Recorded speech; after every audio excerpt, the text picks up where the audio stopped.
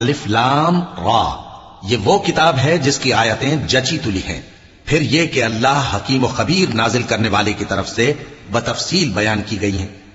اس کا پیغام یہ ہے کہ اللہ کے سوا کسی کی عبادت نہ کرو، اور میں اس کی طرف سے تم کو ڈر سنانے والا اور خوشخبری دینے والا ہوں.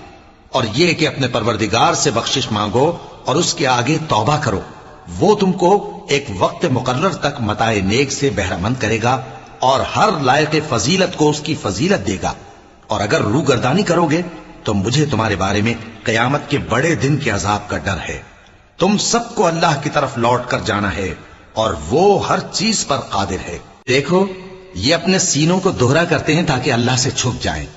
سن رکھو جس وقت یہ اپنے کپڑوں میں لپٹ رہے ہوتے ہیں تب بھی وہ ان کی چھپی اور کھلی باتوں کو جانتا ہے. وہ تو دلوں کی باتوں تک سے آگاہ ہے. اور زمین پر کوئی چلنے پھرنے والا نہیں مگر اس کا رزق